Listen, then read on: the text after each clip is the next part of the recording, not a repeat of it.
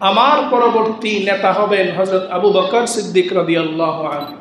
আবু বকর রাদিয়াল্লাহু আনহু জীবিত থাকা অবস্থায় ওমর রাদিয়াল্লাহু আনহুকে খলিফা ডিক্লারেশন দিয়ে যান।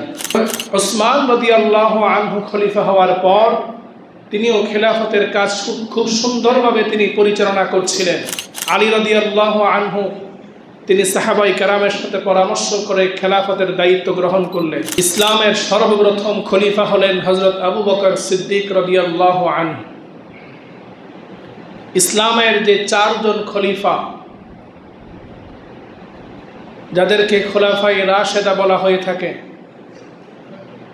চারজন খলিফা তারা যা নিযুক্ত হয়েছেন, এই চারজন খলিফা নিযুক্ত হওয়ার চারটি পদ্ধতি ছিল। হযরত আবু বকর রাদিয়াল্লাহু আনহু তিনি খলিফা নির্বাচিত হয়েছিলেন রাসূল করিম সাল্লাল্লাহু আলাইহি ওয়াসাল্লাম জীবিত থাকা অবস্থায় আবু বকর রাদিয়াল্লাহু আনহুকে খলিফা নির্বাচনের ইশারা করে দিয়েছিলেন। সরাসরি আল্লাহর নবী বলেন নাই যে তোমরা আবু বকরকে আমার পরে খলিফা নিযুক্ত করবে। রাসূল করিম সাল্লাল্লাহু আলাইহি ওয়াসাল্লামের ইশারার মাধ্যমে আবু বকর রাদিয়াল্লাহু আনহুকে আল্লাহ রাসূলের ইন্তেকালের পরে খলিফা নির্বাচন করা হয়। দুনিয়াতে থাকা অবস্থায় যখন রাসূলুল্লাহ সাল্লাল্লাহু আলাইহি ওয়াসাল্লাম প্রচণ্ড অসুস্থ হয়ে গেলেন, শেষ সময় তিনি মসজিদে গিয়ে ইমামতি করবেন সেই শক্তি তিনার ছিল না।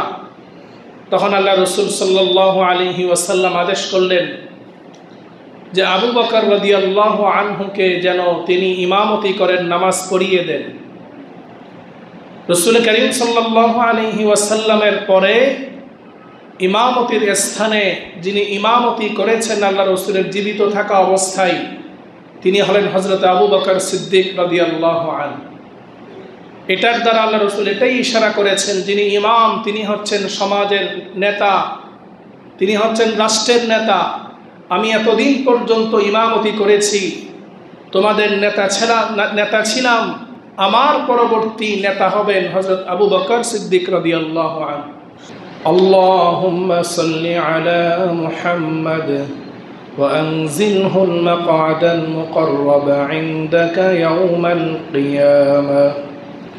আল্লাহুম্মা সাল্লি আলা মুহাম্মাদিন ওয়া আলা আলি মুহাম্মাদ كما صليت على إبراهيم وعلى آل إبراهيم إنك حميد مجيد. اللهم بارك على محمد وعلى آل محمد كما باركت على إبراهيم وعلى آل إبراهيم إنك حميد مجيد. আলহামদুলিল্লাহ সুম্মা আলহামদুলিল্লাহ। উপস্থিত মুআজ্জাজ মুকাররম ওয়াজিবুল ইহতিরাম সম্মানিত উলামায়ে কিরাম, আমার পরম শ্রদ্ধাভাজন পিতৃতুল্য সম্মানিত মুরব্বিয়ানে কিরাম, আমার সমবয়সী দিন প্রিয় ইসলাম প্রিয় যুবক তরুণ ভাইরা, স্নেহের মাসুম বাচ্চারা, পর্দার আড়াল থেকে শ্রবণরতা আমার দিনদার পর্দানিশীন সম্মানিত মা ও বোনেরা, আমরা আল্লাহ তাআলার দরবারে সর্বপ্রথম শুকরিয়া আদায় করছি যে আল্লাহ সুবহানাহু ওয়া তাআলা আজকের এই পবিত্র জুমার দিন, জুমার সালাত আদায়ের উদ্দেশ্যে আমাদেরকে এই মুহূর্ত পর্যন্ত সুস্থ হায়াত, নেক হায়াত দান করে দুনিয়াবি সকল কাজকর্ম থেকে ফারেক করে পৃথিবীর শ্রেষ্ঠতম স্থান সাইয়্যিদুল মাকান আল্লাহ তাআলার ঘরে আমাদেরকে উপস্থিত হওয়ার তৌফিক দান করেছেন। সকলেই অন্তরের অন্তঃস্থল থেকে, হৃদয়ের গভীর থেকে উচ্চ স্বরে ভালোবাসার সাথে সকলেই কালিমাত শুকর করছি। সকলে বলি আলহামদুলিল্লাহ। অসংখ্য গণিত দরুদ এবং সালামের হাদিয়া পেশ করছি দুজাহানের বাদশাহ সরকার দো আলম সৈয়দুল কাউনাইন ওয়াস সাকালাইন রাহমাতুল লিল আলামিন জনাবে মুহাম্মদুর রাসূলুল্লাহ সাল্লাল্লাহু আলাইহি ওয়াসাল্লামের প্রতি। আল্লাহুম্মা সাল্লি আলাইহি আল্লাহুম্মা বারিক আলাইহি। মুহতারাম হাজিরিন, পবিত্র মুহররম মাস চলমান রয়েছে। বৎসরের প্রথম মাস মুহররম মাসের গুরুত্বপূর্ণ একটি দিবস ছিল আশুরার দিবস। আশুরার দিবসের তাৎপর্য সম্পর্কে গত জুমায় সংক্ষিপ্ত আলোচনা করার চেষ্টা করেছিলাম। আশুরার দিবসের গুরুত্বপূর্ণ যে তাৎপর্য তার মধ্যে একটি হচ্ছে আল্লাহ সুবহানাহু ওয়া তাআলা আশুরার দিবসে হযরত মূসা আলাইহিস সালামকে এবং তার উম্মতকে ফিরআউন এবং তার বাহিনীর জুলুম থেকে আল্লাহ তাআলা আশুরার দিবসে রক্ষা করেছিলেন, নাজাত দান করেছিলেন। এই দিবসেই ফিরআউন এবং তার বাহিনীকে আল্লাহ তাআলা লোহিত সাগরে আল্লাহ তাআলা নিমজ্জিত করে তাদেরকে লাঞ্ছনার বঞ্চনার মৃত্যু আল্লাহ তাআলা দান করেছিলেন। সেই দিক দিয়ে আশুরার দিবস আমাদের জন্য ঐতিহাসিক একটি শুকরিয়ার দিবস, বিজয়ের দিবস, এবং সেই শুকরিয়া হিসাবে মূসা আলাইহিস সালাম তিনি আশুরার দিবসে রোজা রাখতেন। তাই আমরাও আশুরার দিবসে এই রোজার আমল করেছি। আশুরার দিবসের আরেকটি গুরুত্বপূর্ণ অধ্যায়, যেটি রাসূল করিম সাল্লাল্লাহু আলাইহি ওয়াসাল্লামের ইন্তেকালের প্রায় 50 বছর পর ঘটিত হয়েছে, সেটি হচ্ছে কারবালার প্রান্তরে রাসূল করিম সাল্লাল্লাহু আলাইহি ওয়াসাল্লামের কলিজার টুকরা দৌহিত্র হযরত হুসাইন রাদিয়াল্লাহু আনহু, আহলে বাইত, তার পরিবার পরিজন, তারা কারবালার প্রান্তরে নির্মমভাবে তারা শাহাদাত বরণ করেছিলেন। যেই দিনে তিনার শাহাদাত হয়েছিল সেই দিবসটাও ছিল আশুরার দিবস। আশুরার দিবসে এই ঘটনা সংঘটিত হওয়ার কারণে আমাদের অনেকের মনেই আশুরার দিবসকে আমরা বেদনাদায়ক, কষ্টদায়ক হিসাবে আমরা মনে করে থাকি। আসলে হযরত হুসাইন রাদিয়াল্লাহু আনহু তিনি নির্মমভাবে যে শাহাদাত বরণ করেছেন, এটার দ্বারা হযরত হুসাইন রাদিয়াল্লাহু আনহু তিনি পরাজিত হননি। আহলে বাইত তাদেরকে যে নির্মমভাবে ইয়াজিদের বাহিনী নির্মমভাবে তাদেরকে হত্যা করেছিল, এটার দ্বারা ইয়াজিদের বাহিনী, ইয়াজিদ সে বিজয় লাভ করেনি, বরঞ্চ ইতিহাস বলে হুসাইন রাদিয়াল্লাহু আনহু তিনি হকের উপর থাকতে গিয়ে সত্যের উপর অবিচল অটল থাকার কারণে তিনি যে আত্মদান করেছেন, তিনি যে শাহাদাত বরণ করেছেন, আহলে বাইত হক থেকে পিছপা হননি। মৃত্যুর সামনে দাঁড়িয়ে বুক টান টান করে তিনারা যে হকের উপর কথা বলেছেন, হকের উপর অটল ছিলেন, সত্যের উপর অটল ছিলেন, তিনারা শাহাদাত বরণ করলেও ইতিহাসের পাতায় তারা কিয়ামত পর্যন্ত মানুষের অন্তরের মধ্যে তারা বিজয়ী হিসাবে আল্লাহ তাআলা তাদের নাম আল্লাহ তাআলা লিখে দিয়েছেন। কিয়ামত পর্যন্ত হুসাইন রাদিয়াল্লাহু আনহুর জন্যে এই পৃথিবীর আনেওয়ালা সকল উম্মত তারা চোখের পানি ফেলে, আহলে বাইতের জন্য চোখের পানি ফেলে, হুসাইন রাদিয়াল্লাহু আনহু স্মরণ করে, হুসাইন রাদিয়াল্লাহু আনহুর জন্য দোয়া করে, আহলে বাইতের জন্য দোয়া করে, হুসাইন রাদিয়াল্লাহু আনহুর নামে নামকরণ করে। কিন্তু আজ পর্যন্ত ইয়াজিদ এবং তার বাহিনীর জন্য ইতিহাসের পাতায় এমন কোনো নজির নেই যে তাদের জন্য কেউ দোয়া করেছে, তাদের সেই জুলুমের জন্য কেউ প্রশংসা করেছে, এবং তাদের পরিণতি দুনিয়ার জমিনের মধ্যে আল্লাহ তাআলা যেভাবে আল্লাহ তাআলা লাঞ্ছনার বঞ্চনার যে পরিণতি আল্লাহ তাআলা করেছেন, সেটার দ্বারা পৃথিবীর মানুষ সবসময় ইয়াজিদের বাহিনীর তাদের সেই পরাজয়, তাদের সেই লাঞ্ছনা চিরদিন তারা মনে রাখবে এবং চিরদিন তারা সেই আলোচনা করবে। প্রকৃতপক্ষে ইয়াজিদ সেই দিন সে বিজয় লাভ করতে পারে নাই, বরঞ্চ হুসাইন রাদিয়াল্লাহু আনহু এবং আহলে বাইতের সদস্যগণ তারা নিজেদের জীবন কোরবান করে তারা ইতিহাসের পাতায় তারা সব সময় বিজয়ী হয়ে মানুষের অন্তরে অমর হয়ে আছে। মুহতারাম হাজরিন, কারবালার যে ঘটনা, সেই ঘটনার আলোচনা আমরা শুনি, চোখের পানি ফেলি। কারবালার প্রান্তরে যে নির্মম ঘটনা ঘটেছে সেটি নিয়ে আমাদের সমাজে কিছু বাড়াবাড়িও আছে, কিছু ছাড়াছাড়িও আছে। কোনো বিষয় যদি বাড়াবাড়ি করি, অতিরঞ্জন করি, সেটাও সঠিক নয়, আবার ছাড়াছাড়ি করি সেটাও সঠিক নয়।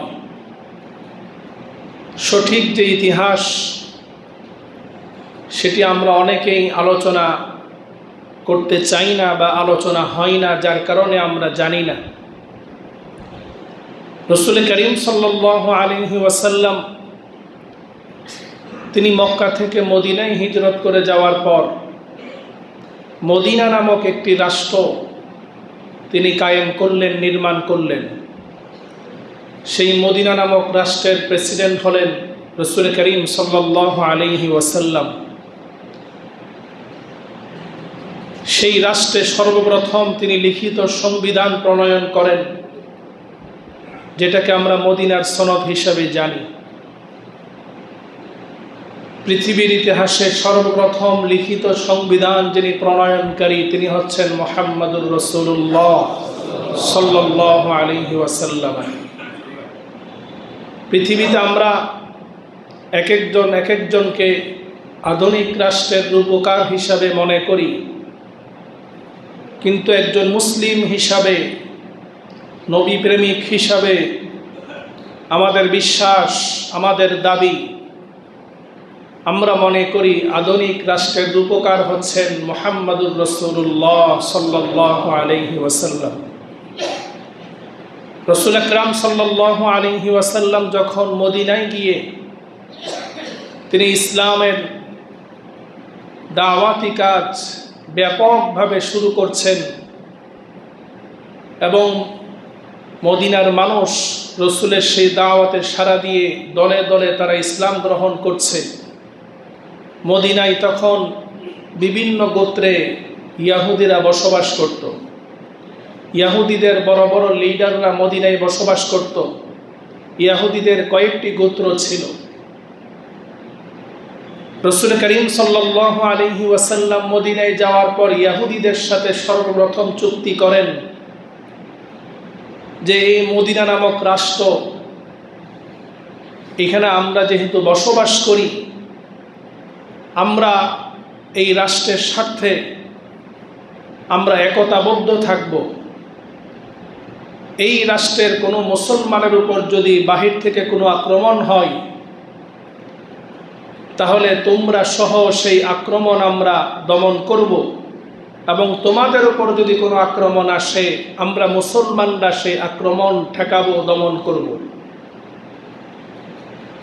ইয়াহুদিরা চুক্তি করল।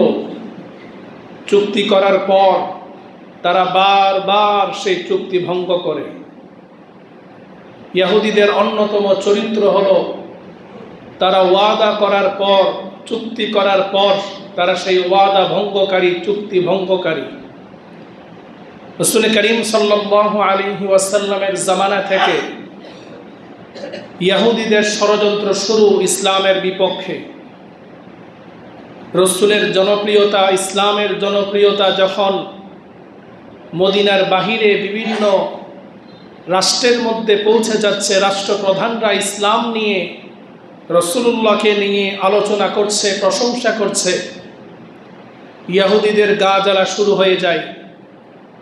তারা রসুল করিম সাল্লাল্লাহু আলাইহি ওয়াসাল্লামকে হত্যা করার জন্য বিভিন্ন ষড়যন্ত্রে লিপ্ত হয়। একবার রসুল করিম সাল্লাল্লাহু আলাইহি ওয়াসাল্লামকে তারা দাওয়াত দিল। রাসূলুল্লাহ সাল্লাল্লাহু আলাইহি ওয়াসাল্লাম কয়েকজন সাহাবীকে নিয়ে তাদের দাওয়াতে গেলেন। ইহুদিরা যখন দেখলো রসুলের সাথে সাহাবীরা রয়েছে, তারা বলল, আপনার সাথে পার্সোনাল কিছু কথা আমরা বলবো, আপনার সাহাবীদেরকে চলে যেতে বলেন। রাসূল করিম সাল্লাল্লাহু আলাইহি ওয়াসাল্লাম সাহাবীদেরকে বললেন, তোমরা দূরে চলে যাও, তারা আমার সাথে পার্সোনাল কথা বলবে। সাহাবীদের মনে সন্দেহ লাগলো। রাসূল করিম সাল্লাল্লাহু আলাইহি ওয়াসাল্লামকে নিয়ে এমন একটি স্থানে তারা গেলেন, একটি দেয়ালের পিছনে। তারা রাসূলের সাথে কথা বলবেন, এমন সময় ইহুদিরা আরেকজনকে সেই দেয়ালের উপরে পাঠিয়ে দিল, যে উপর থেকে বড় একটি পাথর দেয়ালের উপর থেকে ফেলে মুহাম্মদকে হত্যা করবে। তাদের এই ষড়যন্ত্রের খবর আল্লাহ তাআলা জিবরাইল আলাইহিস সালামের মাধ্যমে আল্লাহ রাসূলের কাছে পৌঁছে দিলেন। রাসূল করিম সাল্লাল্লাহু আলাইহি ওয়াসাল্লাম এটা জানার পর সাথে সাথে সেখান থেকে চলে আসলেন। বিভিন্ন ষড়যন্ত্রের কারণে ইহুদিদেরকে রাসূল করিম সাল্লাল্লাহু আলাইহি ওয়াসাল্লাম মদিনা থেকে তাদেরকে বের করে দিলেন। লম্বা ইতিহাস। ইহুদিদের সাথে কয়েকটি যুদ্ধ সংঘটিত হয়েছে।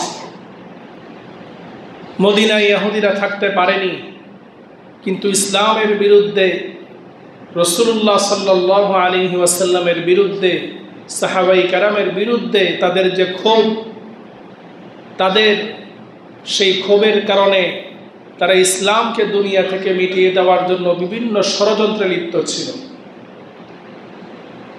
রাসূল করিম সাল্লাল্লাহু আলাইহি ওয়াসাল্লামকে তারা জাদুটোনা পর্যন্ত করেছিল। পবিত্র কোরআনের সর্বশেষ দুটি সূরা, সূরাতুল ফালাক এবং সূরাতুন নাস, 11 আয়াত বিশিষ্ট দুটি সূরা। এই দুটি সূরা নাজিল হওয়ার প্রেক্ষাপট হচ্ছে ইহুদিরা যে জাদুটোনা করেছে, 11টি গীত দিয়ে সেই জাদুটোনা কাটানোর জন্য আল্লাহ তাআলা সূরাতুল ফালাক, সূরাতুন নাস আল্লাহ তাআলা নাজিল করেছেন। সুবহানাল্লাহ। এই জন্য প্রত্যেক নামাজের পরে সূরাতুল ফালাক, সূরাতুন নাস এবং সূরাতুল ইখলাস একবার করে পড়লে আল্লাহ তাআলা আমাদেরকে সর্বপ্রকার জাদু টোনা আসর থেকে আল্লাহ তাআলা হেফাজত করবেন। ফজর এবং মাগরিবের পরে তিনবার করে পড়ে নিজেরা নিজেদের শরীর আমরা বন্ধ করে নিব এবং আমাদের ছোট সন্তান যারা আছে তাদেরকেও আমরা ঝাড়ফুঁক করব। আল্লাহ তাআলা আমাদেরকে এই সূরাতুল ফালাক, সূরাতুন নাসের এই আমলের দ্বারা আমাদেরকেও বিভিন্ন জাদু টোনা থেকে আল্লাহ তাআলা হেফাজত করবে। বর্তমান সময়ে জাদু টোনা, সেহের এটা এমন ব্যাপক আকারে ধারণ করেছে, অনেক পরিবারে খবর আমাদের কাছে আসে যে আত্মীয় স্বজন, পাড়া প্রতিবেশী, কলিগ তারা হিংসা করে বিভিন্ন প্রকারের ক্ষতি সাধন করার জন্য জাদু করছে। আল্লাহ রাসূল সাল্লাল্লাহু আলাইহি ওয়াসাল্লাম জাদু সম্পর্কে বলে গিয়েছেন, যারা জাদু করবে, কুফরি করবে, তাদের ঈমান থাকবে না। এই জাদুটোনা আমরা যারা করি মানুষের ক্ষতি করার জন্যে, আপনি দুনিয়াতে জাদু করে খুশি হলেও আপনার মৃত্যুর পর আপনার কবরটা জাহান্নামের গর্ত হয়ে যাবে। আপনি ঈমান নিয়ে দুনিয়া থেকে যেতে পারবেন না। এই জন্য সাবধান। কারোর ক্ষতি করার জন্য কেউ কারোর মাধ্যমে জাদুটোনা করব না। আপনি নিজে করেন নাই, কিন্তু আরেকজন বৈদ্যর মাধ্যমে, আরেকজন কবিরাজের মাধ্যমে যে আপনি করাচ্ছেন, এটার দ্বারা আপনিও গুনার সম্মুখীন, আপনিও সমানভাবে গুনাহগার, ঈমান হারা হয়ে যাবেন। আল্লাহ তাআলা আমাদের সকলকে মানুষের ক্ষতি করা থেকে আল্লাহ তাআলা আমাদেরকে হেফাজত করুন। সকলে বলি আমিন। রাসূল করিম সাল্লাল্লাহু আলাইহি ওয়াসাল্লাম ইন্তেকাল করার পর ইসলামের সর্বপ্রথম খলিফা হলেন হযরত আবু বকর সিদ্দিক রাদিয়াল্লাহু আনহু। ইসলামের যে 4 জন খলিফা, যাদেরকে খোলাফায়ে রাশেদা বলা হয়ে থাকে, 4 জন খলিফা তারা যে নিযুক্ত হয়েছেন,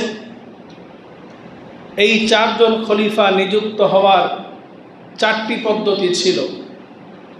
হযরত আবু বকর রাদিয়াল্লাহু আনহু তিনি খলিফা নির্বাচিত হয়েছিলেন রাসূল করিম সাল্লাল্লাহু আলাইহি ওয়াসাল্লাম জীবিত থাকা অবস্থায়। আবু বকর রাদিয়াল্লাহু আনহুকে খলিফা নির্বাচনের ইশারা করে দিয়েছিলেন। সরাসরি আল্লাহর নবী বলেন নাই যে তোমরা আবু বকরকে আমার পরে খলিফা নিযুক্ত করবে।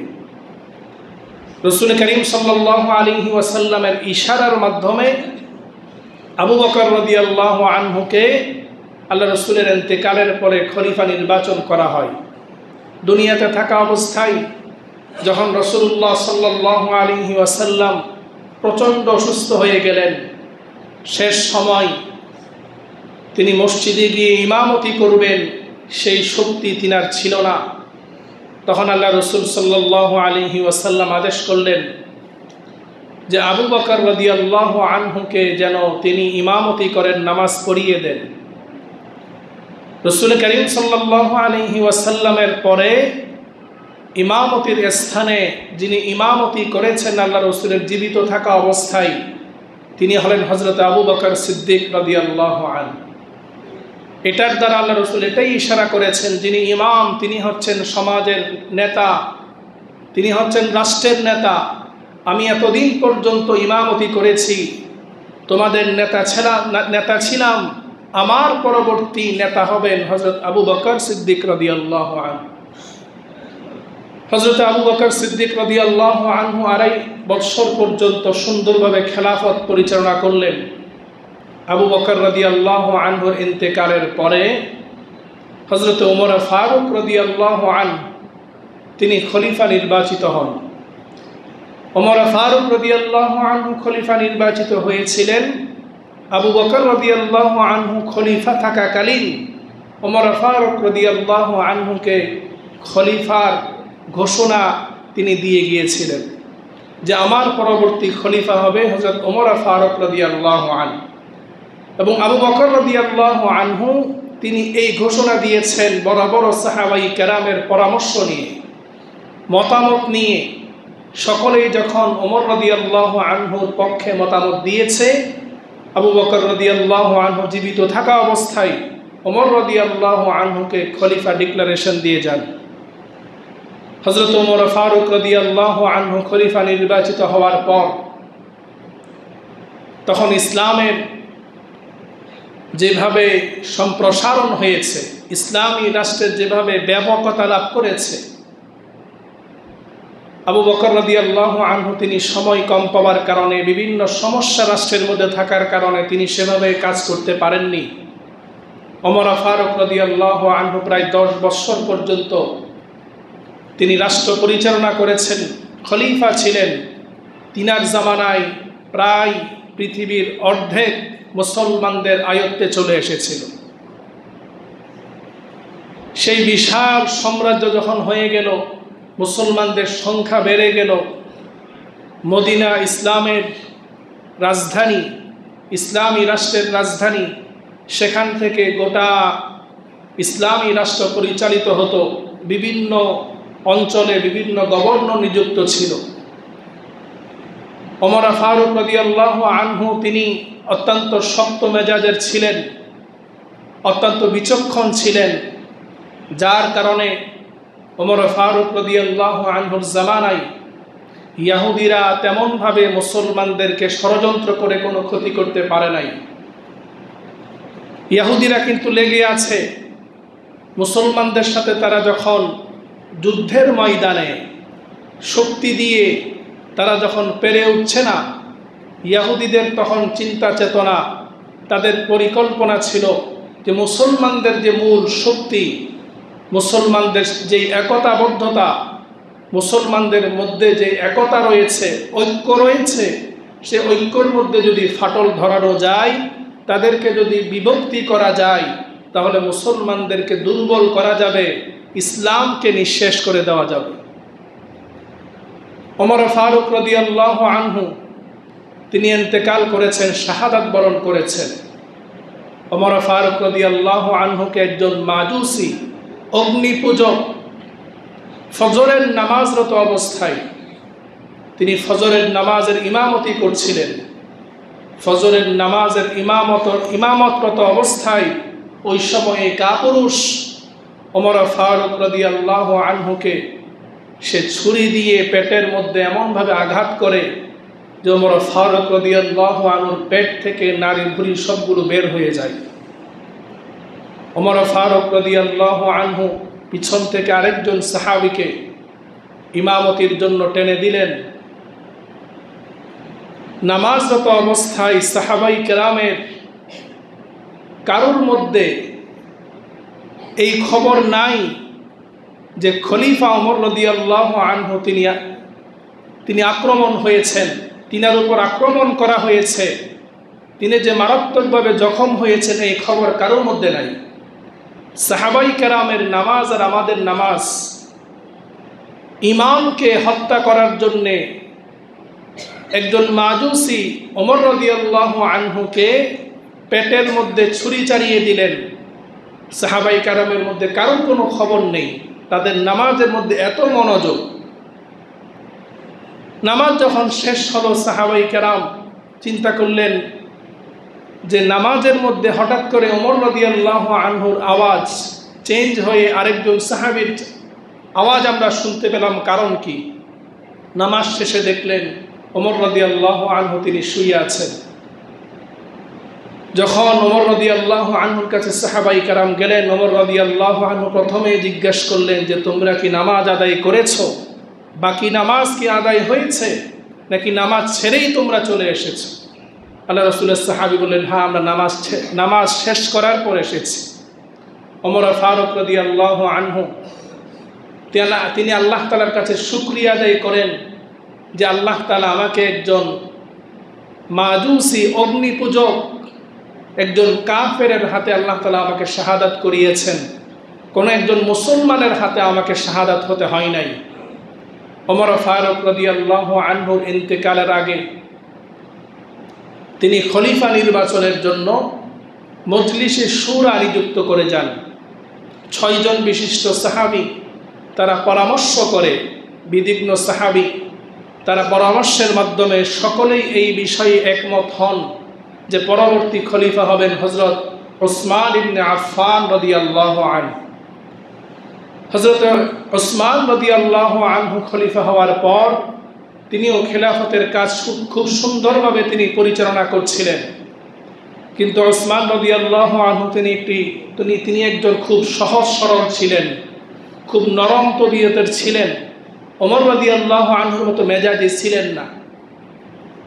উসমান রাদিয়াল্লাহু আনহুর এই সহজ সরলতার সুযোগ নিয়ে এই ইহুদিদের মধ্য থেকে একজন গুপ্তচর, যে মানুষকে ইসলাম কবুল করেছে বলে মানুষের সামনে সে মুসলমান দাবি করে, তার নাম হচ্ছে আব্দুল্লাহ ইবনে সাবা। আব্দুল্লাহ ইবনে সাবা সে বসরা থেকে মদিনায় এসে প্রকাশ্যে ইসলাম গ্রহণ করে মানুষের সামনে নিজেকে অনেক বড় একজন আবেদ হিসাবে, বড় একজন ইসলামী ব্যক্তিত্ব হিসাবে সে জাহের করে। বিশাল বড় পাগড়ি, লম্বা দাড়ি, লম্বা জুব্বা। ইহুদিরা এমন একটি জাতি, তাদের মধ্যে সব সময় ইসলামের বিরুদ্ধে, মুসলমানদের বিরুদ্ধে ষড়যন্ত্র করার জন্যে তারা যা যা করা প্রয়োজন তারা তাই করে। এই আব্দুল্লাহ ইবনে সাবা মুনাফিকদের সর্দার, সে গুপ্তচর ইহুদিদের, সে এসে মুসলমানদের মধ্যে বিভেদ সৃষ্টি করার জন্য হযরত উসমান রাদিয়াল্লাহু আনহুকে নিয়ে বিভিন্ন রকম মিথ্যা তহমত দেওয়া শুরু করে। লম্বা ইতিহাস। উসমান রাদিয়াল্লাহু আনহু প্রায় 12 বছর পর্যন্ত তিনি খেলাফতের দায়িত্ব পালন করেন। তখনকার সময়ে উসমান রাদিয়াল্লাহু আনহুকে নিয়ে আব্দুল্লাহ ইবনে সাবা সে মদিনা থেকে বিতাড়িত হয়, কুফায় যায়, কুফা থেকে বিতাড়িত হয়, বসরায় যায়, বসরা থেকে বিতাড়িত হয়, মিশর যায়, সর্বশেষ সে আবার মদিনায় ফেরত আসে। এভাবে সে মুসলমানদের মধ্যে যারা সরল মুসলমান, অনেক মুসলমান আছে যারা খুব সরল, মুনাফিকরা এই সরল মুসলমানদেরকে ধোঁকায় ফেলে ইসলামের অনেক ক্ষতি করেছে। সরল মুসলমানদেরকে আব্দুল্লাহ ইবনে সাবা হযরত উসমান রাদিয়াল্লাহু আনহুকে নিয়ে বিভিন্ন তহমত দেয়। তো উসমান রাদিয়াল্লাহু আনহু সরকারি যে বাইতুল মাল, সেই বাইতুল মালের সম্পদ তিনি আত্মসাৎ করছেন, নাউজুবিল্লাহ। উসমান রাদিয়াল্লাহু আনহু তিনি যুবক বয়সের, কম বয়সের গভর্নর নিযুক্ত করছেন, যেটা ইসলামের সাথে মানানসই নয়, এমন বিভিন্ন তহমত দেয়। এতে করে অনেক সাধারণ সরল মুসলমান আব্দুল্লাহ ইবনে সাবার কথায় তারা বিশ্বাস করে ওসমান রাদিয়াল্লাহু আনহুর বিরুদ্ধে তারা ষড়যন্ত্রের মধ্যে লিপ্ত হয়ে যায়।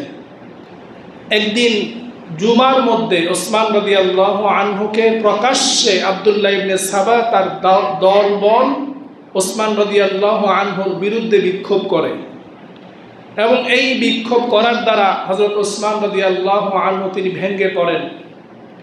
তিনি তার ঘরে গিয়ে কোরআন তেলাওয়াত করছেন। এই বিক্ষোভকারী দল ওসমান রাদিয়াল্লাহু আনহুর বাড়ির চারদিক দিয়ে ঘেরাও দিয়ে ফেলে। ওনার বাড়িতে কোনো খাবার পানি কোনো কিছু পৌঁছতে দেয় না। যে ওসমান রাদিয়াল্লাহু আনহুর কেনা কূপের পানি গোটা মদিনাবাসী পান করেছে, সেই কূপ থেকে পর্যন্ত ওসমান রাদিয়াল্লাহু আনহুকে পানি দেয় নাই পান করার জন্য।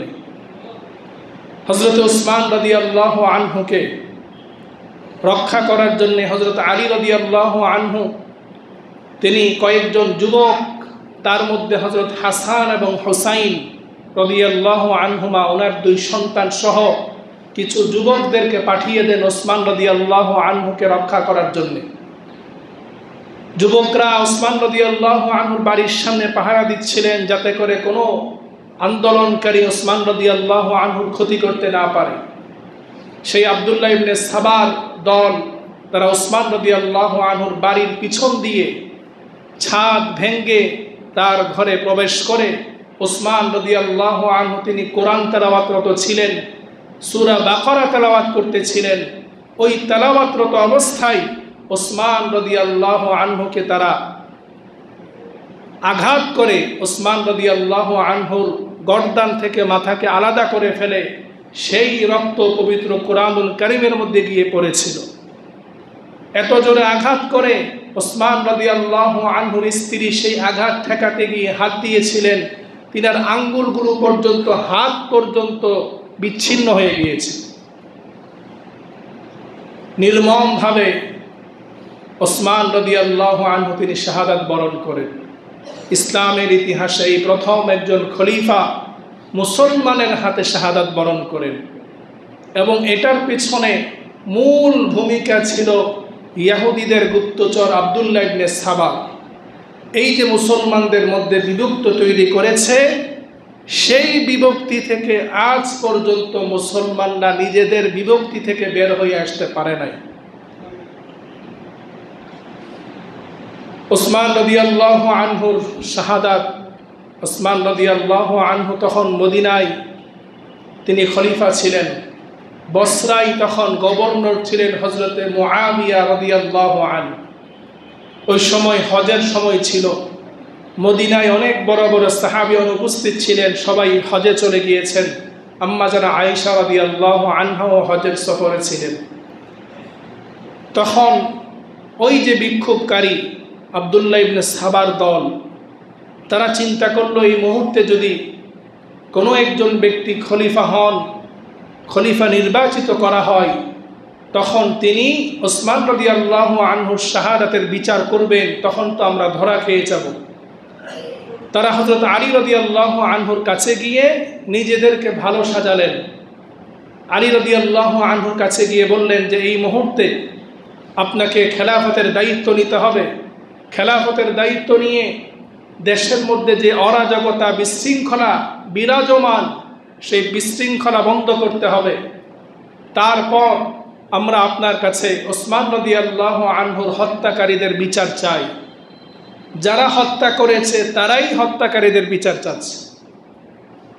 আলী রাদিয়াল্লাহু আনহু তিনি যখন দেখলেন এই মুহূর্তে যদি খেলাফতের দায়িত্ব আমি না নিই, তাহলে মদিনার মধ্যে বিশৃঙ্খল পরিবেশ তৈরি হয়ে যাবে, আলী রাদিয়াল্লাহু আনহু তিনি সাহাবায়ে কেরামের সাথে পরামর্শ করে খেলাফতের দায়িত্ব গ্রহণ করলেন। খেলাফতের দায়িত্ব গ্রহণ করে তিনি যখন বুঝতে পারলেন আব্দুল্লাহ ইবনে সাবার দল মদিনার মধ্যে অনেক বেশি সংখ্যাগরিষ্ঠ হয়ে গিয়েছে, এই মুহূর্তে তাদেরকে যদি আমি বিচার করতে যাই তাহলে মদিনার মধ্যে একটি খুনাখুনি হয়ে যাবে, একটি যুদ্ধ বেঁধে যাবে। তাই তিনি চিন্তা করলেন যে আগে দেশের পরিস্থিতি স্বাভাবিক হোক, স্বাভাবিক পরিস্থিতি হওয়ার পর তারপর তাদের বিচার করা হবে। এদিকে আবার আব্দুল্লাহ ইবনে সাবার দল তারা মক্কায় গিয়ে আয়েশা রাদিয়াল্লাহু আনহাকে গিয়ে বুঝালেন যে উসমান রাদিয়াল্লাহু আনহু শাহাদাত বরণ করেছেন এবং এই শাহাদাতের পিছনে ইন্ধনকারী হচ্ছে হযরত আলী রাদিয়াল্লাহু আনহু। নাউযুবিল্লাহ। আয়েশা রাদিয়াল্লাহু আনহা তিনি বললেন যে উসমান রাদিয়াল্লাহু আনহুর হত্যাকারীদের বিচার আগে করতে হবে। হযরত আলী রাদিয়াল্লাহু আনহু তিনি বললেন যে এই মুহূর্তে বিচার করতে গেলে দেশের পরিস্থিতি ঘোলাটে হয়ে যাবে, দেশ আগে শান্ত হোক, তারপর বিচার করা হবে। আয়েশা রাদিয়াল্লাহু আনহা তিনি মনে করলেন আলী রাদিয়াল্লাহু আনহু যেহেতু তিনি বিচার করছেন না, মনে হয় এটার সাথে তিনিও জড়িত ছিলেন। নাউযুবিল্লাহ। হযরত আয়েশা রাদিয়াল্লাহু আনহার সাথে হযরত আলী রাদিয়াল্লাহু আনহু তিনি দেখা করার জন্যে আলী রাদিয়াল্লাহু আনহু বসরায় চলে গেলেন। আয়েশা রাদিয়াল্লাহু আনহা তিনি মক্কা থেকে মদিনায় না এসে বসরায় চলে গিয়েছিলেন। সেখানে গিয়ে তার সাথে বুঝ পরামর্শ করার জন্য, সঠিক তথ্য তুলে ধরার জন্য তিনি গেলেন আম্মা জান আয়েশা রাদিয়াল্লাহু আনহার কাছে। যাওয়ার পর আলী রাদিয়াল্লাহু আনহু তিনি বুঝালেন, বুঝানোর পর ওইখানেই তিনারা রাত্রি যাপন করেন। সেই রাতের মধ্যে আব্দুল্লাহ ইবনে সাবার দল যখন দেখলো যে মুসলমান ঐক্য হয়ে গিয়েছে, যে এখন তো আর আমাদের বাঁচার কোনো সুযোগ নেই, তারা সেই রাত্রিতে অতর্কিতভাবে তারা আয়েশা রাদিয়াল্লাহু আনহার সেই তাঁবুর মধ্যে হামলা করে। সেই হামলার পরে স্বাভাবিকভাবেই তিনারা মনে করলেন যে এই হামলা মনে হয় আলী রাদিয়াল্লাহু আনহুর পক্ষ থেকে এসেছে। সেখান থেকে যুদ্ধ শুরু হয়, মুসলমান যুদ্ধ, সর্বপ্রথম এই যুদ্ধ। এই যুদ্ধে প্রায় 20,000 মুসলমান শাহাদাত বরণ করেছে। এই যুদ্ধকে বলা হয় জঙ্গে জামাল, উষ্টির যুদ্ধ। এই যুদ্ধে যখন আয়েশা রাদিয়াল্লাহু আনহা এবং আলী রাদিয়াল্লাহু আনহু তিনি বুঝতে পারলেন যে আসলে এই হামলাটি আলী রাদিয়াল্লাহু আনহুর পক্ষ থেকে আসে নাই, আয়েশা রাদিয়াল্লাহু আনহা তিনি একটি উষ্ঠির মধ্যে বসা ছিলেন, এই জন্য এটাকে উষ্ঠির যুদ্ধ বলে। আয়েশা রাদিয়াল্লাহু আনহার উষ্ঠিতে তীর নিক্ষেপ করার পরে উষ্ঠি নিচে বসে যায়, আয়েশা রাদিয়াল্লাহু আনহা নিচে পড়ে যান। তখনকার সময়ে যুদ্ধের নিয়ম ছিল যিনি সেনানায়ক তিনি যদি নিচে নেমে যান তাহলে যুদ্ধ বন্ধ হয়ে যেত। আয়েশা রাদিয়াল্লাহু আনহা তিনি যখন নিচে পড়ে গিয়েছেন সাথে সাথে যুদ্ধ বন্ধ হয়ে যায়। এবং তাদের মধ্যে যে অমিল ছিল, মতানৈক্য ছিল, সেটা তখন তারা নিজেদের মধ্যে সমাধা করে, কিন্তু এর ভিতরে প্রায় 20,000 মুসলমান শাহাদাত বরণ করে। তারপর লম্বা ইতিহাস, সময় শেষ হয়ে যাচ্ছে। আমি কারবালার ইতিহাস আলোচনা করার ইচ্ছা করেছি, কিন্তু ইসলামের এই মূল কথাগুলো যদি না বলি তাহলে কারবালার ইতিহাসটা আমাদের বুঝতে কঠিন হয়ে যাবে। এই জন্য একটু আগ থেকে শুরু করলাম।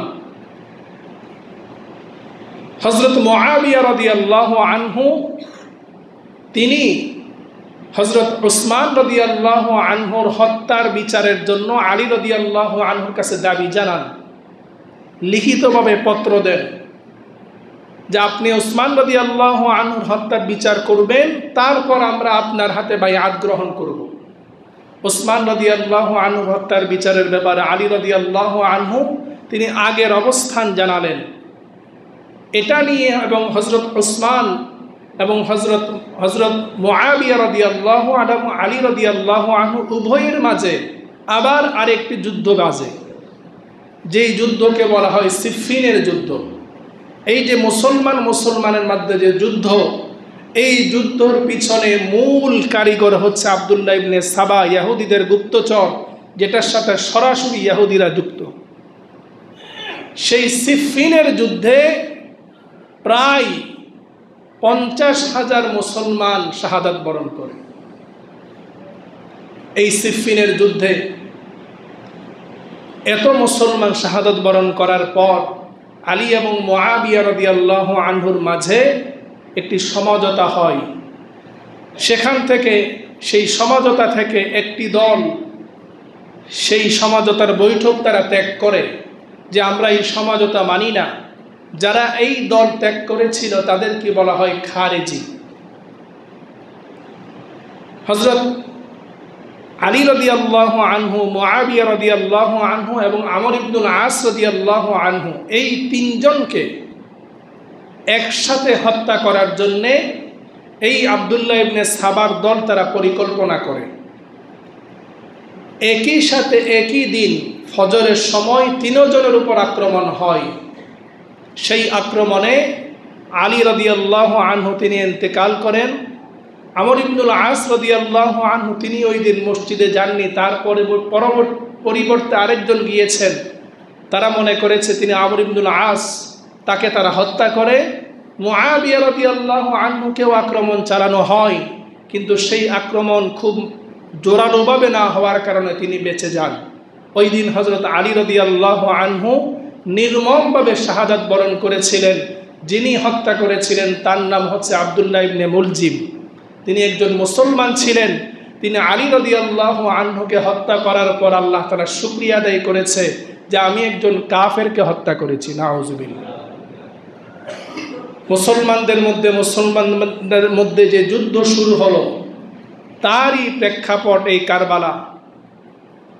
এই কারবালার ইতিহাস নিয়ে ইনশাআল্লাহ আল্লাহ তাআলা যদি তৌফিক দান করে আগামী জুমায় আলোচনা করব। আলী রাদিয়াল্লাহু আনহুর শাহাদাতের পর হযরত হাসান রাদিয়াল্লাহু আনহু তিনি কিছুদিন খলিফা ছিলেন। হাসান রাদিয়াল্লাহু আনহু যখন দেখলেন যে মুআবিয়া রাদিয়াল্লাহু আনহুর পক্ষে অনেক মানুষ, আবার এদিকে হাসান রাদিয়াল্লাহু আনহুর পক্ষে অনেক মানুষ, দুটি দলে বিভক্ত হয়ে গিয়েছে। হাসান রাদিয়াল্লাহু আনহু তিনি নিজে মুআবিয়া রাদিয়াল্লাহু আনহুর কাছে গিয়ে বললেন যে চাচা, আমি নিজেকে খলিফা হিসেবে যোগ্য মনে করি না, আপনি খলিফা হওয়ার যোগ্য। আমি আপনার কাছে বাইআত গ্রহণ করলাম, খলিফার দায়িত্ব আপনার হাতে দিয়ে দিলাম। হযরত হাসান রাদিয়াল্লাহু আনহু সম্পর্কে আল্লাহর রাসূল ভবিষ্যৎবাণী করে গিয়েছিলেন যে আমার নাতি হাসান এমন একটা সময় আসবে মুসলমানদের মাঝে দুটি অনৈক্য দলকে সে ঐক্য করে ফেলবে। হযরত হাসান রাদিয়াল্লাহু আনহুর এই কাজের মাধ্যমে গোটা ইসলামী রাষ্ট্র ঐক্যবদ্ধ হয়ে গেল। হযরত মুআবিয়া রাদিয়াল্লাহু আনহু 20 বছর পর্যন্ত খুব সুন্দরভাবে তিনি রাষ্ট্র শাসন করেছেন। সেই 20 বছরে ইসলামী রাষ্ট্র বৃদ্ধি পেয়েছে প্রায় 64,000 বর্গ মাইল। সুবহানাল্লাহ। হযরত মুআবিয়া রাদিয়াল্লাহু আনহুর পরবর্তী খলিফা হচ্ছে ইয়াজিদ, যে ইয়াজিদকে কেন্দ্র করে এই কারবালার ঘটনা সংঘটিত হয়েছে। আল্লাহ তাআলা আমাদের সকলকে ইসলামের এই ইতিহাসগুলো সঠিক বুঝার, পড়ার, জানার, আমল করার তৌফিক দান করুক। ওয়া আখিরু দাওয়ানা আলহামদুলিল্লাহি রাব্বিল আলামিন।